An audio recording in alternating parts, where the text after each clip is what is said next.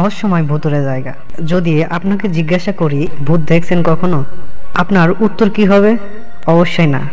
ভূত এমন একটা শব্দ যা আমাদের মনে ভয় তৈরি করে, ঠিক আছে, কিন্তু বেশিরভাগই বলবে বিষয়টাতে সে ভয় পেলেও কখনো দেখেননি সেটাকে। তবে তাই বলে কি নেই নাকি?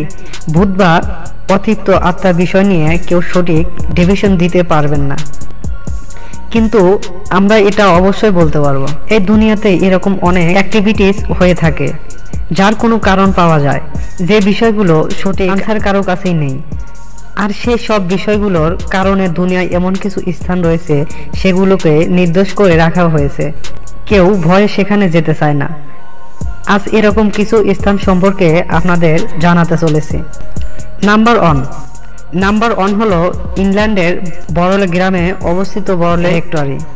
ইতিহাসের অনুযায়ী এই রেক্টরির 1863 সালে হেনরি ডাউন্স এলিন্স ভুলের জন্য নির্মাণ করা হয়েছিল।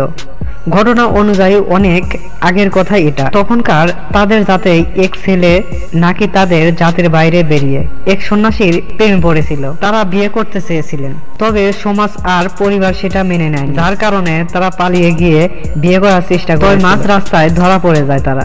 যতটুকু জানা গিয়েছে এর শাস্তি বহুরূপ, সেই সন্ন্যাসীকে ফাঁসিতে ঝুলিয়ে হত্যা করা হয়। অনেকেই আবার বলে এই প্রসাদের মাধ্যমে নাকি তাকে পুড়িয়ে হত্যা করা হয়েছিল এলাকাবাসীদের কথা অনুযায়ী।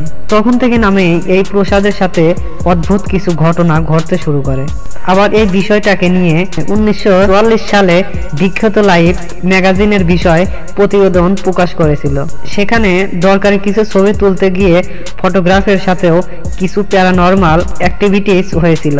সে জানিয়েছে যখন নাকি সে ছবি তোলার জন্য ভিতরে যায়, কোথাও থেকে যেন ইটের টুকরো তাকে ছুঁড়ে মারা হয়েছিল।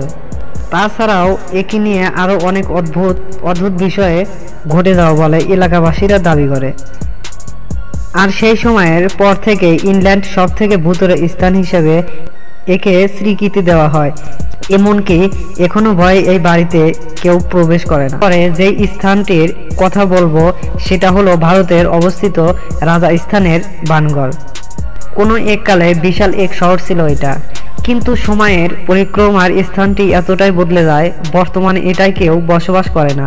দিনের বেলায় জায়গাটি একটি টুরিস্ট স্টপ, কিন্তু রাতের বেলায় এই জায়গাটাই হয়ে ওঠে একটা ভূতুরে স্থান। এমনকি এখানকার একটাই সাইনবোর্ডে এমনটাও লেখা হয়েছে, কর্তৃপক্ষ থেকে অনুরোধ, দয়া করে সূর্যাস্তের পর এমন সূর্যোদয়ের আগের মুহূর্তে এখানে প্রবেশ করবে না। এটার ইতিহাসটা যদি বলতে যায়, রানী রত্নাবাদে নামের এক মেয়ে ছিল এই প্রাসাদে। বলা হয় তৎকালীন সময়কার সব থেকে সুন্দরী নারী ছিলেন তিনি। তাকে বিয়ে করার জন্য প্রতিনিয়ত অনেক স্থান থেকে রাজা মহারাজাদের প্রস্তাব আসতে শুরু করে। তৎকালীনের সময় এক জাদুঘর ছিল যে নাকি কালো জাদু করত। সে রানীকে খুবই চাইতো, কিন্তু জানতো এটা কখনো সম্ভব না, যার কারণে সে রানীর উপর কালো জাদু করার চিন্তা করে। যে পারফিউম ব্যবহার করে লুকিয়ে সেই পারফিউমের মধ্যে সে তার কার্য ঘটায়। আর যখনই রানী সে পারফিউম ব্যবহার করে তখনই যেন সে জাদুকরের প্রতি আকৃষ্ট হয়। কিন্তু রানী এই বিষয়টা তার গুপ্তচরের কাছ থেকে জেনে যায়, আর পর মুহূর্তে নাকি ওই জাদুকরের মৃত্যুর আগে সে অভিশাপ দিয়ে যায় এই শহর ধ্বংস হবে। আর তার ঠিক এক বছরের মধ্যে যুদ্ধের কারণে এই শহর সম্পূর্ণ ধ্বংস হয়। বর্তমানে এই কেল্লার আশেপাশে যারা বসবাস করে তাদের ভাষ্য অনুযায়ী প্রতি রাতে কেল্লার ভিতর থেকে পায়েলের আওয়াজ শোনা যায়। তাছাড়া কান্নার আওয়াজ তো আসেই, এবং এক বিশেষ সুগন্ধি রাতের বেলা ছড়িয়ে পড়ে, সেটা নাকি যে কাউকে তার দিকে আকৃষ্ট করতে বাধ্য। আর এই কারণে জায়গাটা ভারতের সব থেকে হন্ট এরিয়ার মধ্যে একটা।